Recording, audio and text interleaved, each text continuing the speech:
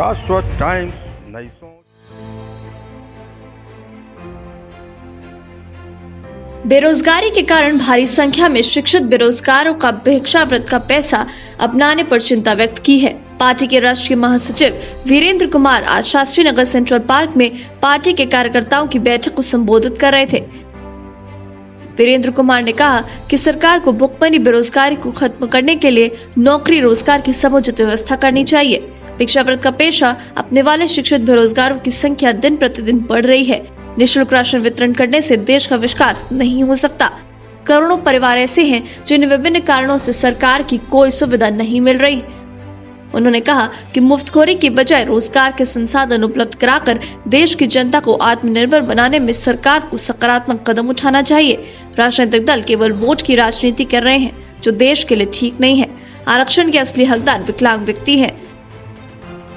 वीरेंद्र कुमार ने कहा कि राष्ट्रीय विकलांग पार्टी विकलांग व्यक्तियों को रोजगार के संसाधन उपलब्ध करवाकर एवं स्वयं सहायता समूह का गठन कर आत्मनिर्भर बनाने का काम करेगी। विकलांग व्यक्तियों का नौकरियों में आरक्षण कोटा पूरा करवाने के लिए आंदोलन कर शुरू करेगी। देश के अंदर बेरोजगारी भुखमरी के कारण लोग भिक्षावृत्ति का पेशा अपना रहे हैं, जो देश के लिए समाज के लिए बहुत अच्छी बात नहीं हो सकती। सरकार 5 किलो राशन दे करके वाहवाही लूट रही है। देश में भुखमरी की वजह से, बेरोजगारी की वजह से अशांति फैली हुई है, गृह युद्ध की आशंका बन गई। सरकार जो करोड़ों नौकरियां खाली हैं, रिक्त पद खाली हैं, उन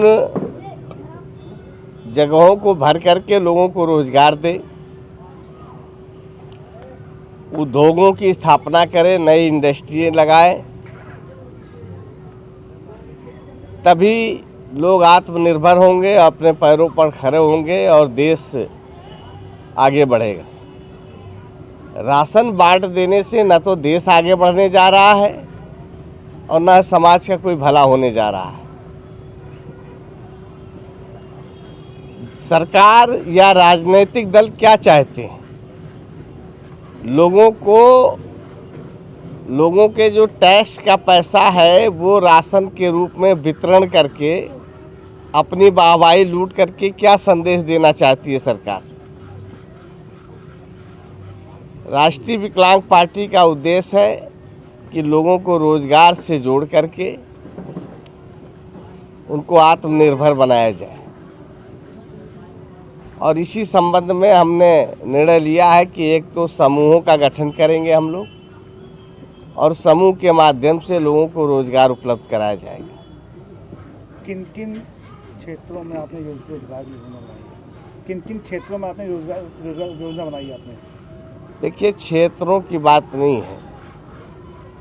जो लोग बेरोजगार हैं उनको जो रोजगार देने के लिए एक समूह बनेगा।